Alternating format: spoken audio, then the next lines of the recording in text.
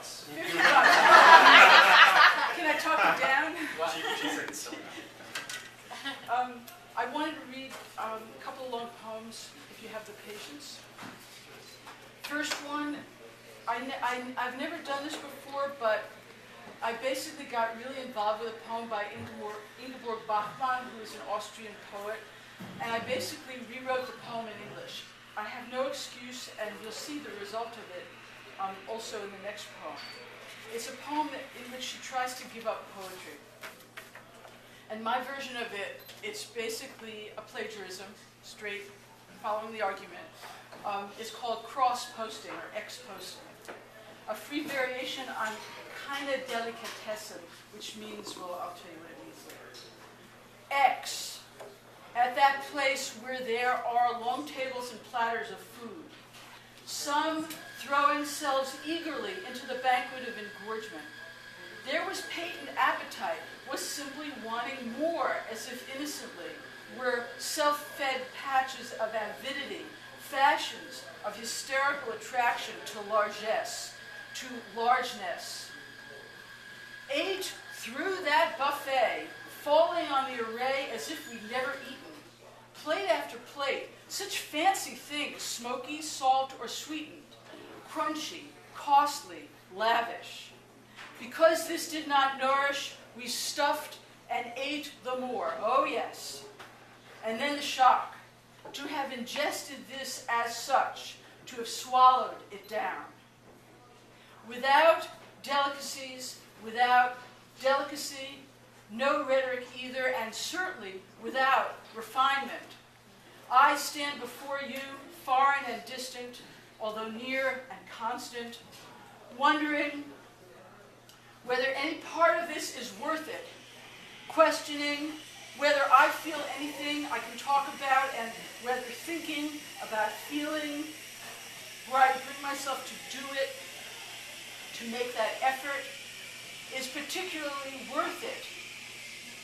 What is the force of my conviction? I have no appeal in the court in which I am standing. I seem to be sentenced by the sentence. So, what's the compulsion makes me begin this debate yet again, either to stuff it to metaphor forever, or to stuff it full of metaphor, tinkering around with such skill in finding likenesses as once I might have gotten praised for? Who was that self? It isn't as if this I had gotten nowhere, is it? Should I dabble onto easy easels all the pretty little pictures that used to give such pleasure? Almond blossom petals as my brush, Mandelbaum, Mandelstam, Mandelstein, Mandelbrot. Almonds are motivated by the names of people I remember. Once I was malleable as marzipan, or rather, I let them think so. But who are you? I said to me. What do you do it for? Should I continue bending syntax to these uses? What uses? Such scintillation I could certainly still produce with all the skills in my sparkle kit. So you may admire my hypersensitive yet completely idiomatic performance. What a showing I used to make. But what could I do with it? What should I do about it? Who is that self that ever wanted to? Am I the one making the work that seemed endlessly to flow, bubbling, babbling, Pavlovianly, whenever someone bonged the bell called poetry? Who cares about poetry? After hours at the bus stop, when the dragged-out, dogged ones with their bulky shopping bags and swollen legs have the bus lowered for them.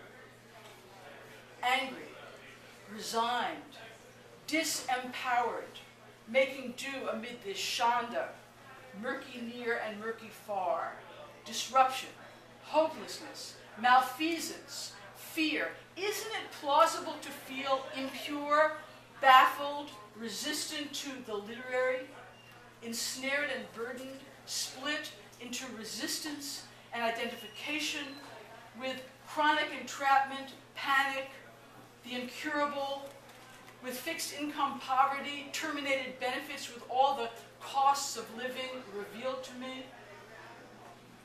So, should I consider that the words I was called to write help others? Was I going to be a helper? This thought seemed bad as all the others. Was this some rhetorical bureaucracy of social worker tasks? Hardly. It was costing me an arm and a leg, an eye and an ear, precisely that eye I suddenly saw with, that ear they all said I had my beautiful pitch. But my ears actually hurt. That leg, that broken leg, and spent 8 weeks on crutches and was disabled instead of being normal, whatever means normal, with its mouthful of words. Should I try to do some good? There are plenty more pleasurable paths for me to take in writing.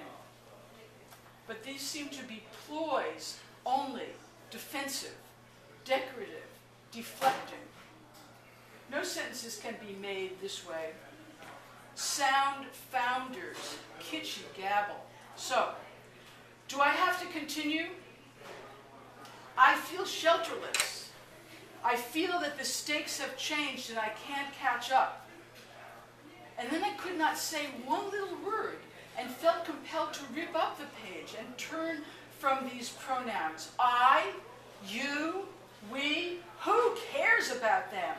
Who cares how they are linked? Push them over a cliff, which then would leave me with nothing and with no one in this reckless space called nowhere. Nevertheless, what is the consequence of responsibility? Where is mine? My side of it all, this itself, if you could gloss, has made me overwhelmingly forlorn. I'm torn on these barbed questions. Whatever I've said, take it all as a loss. That was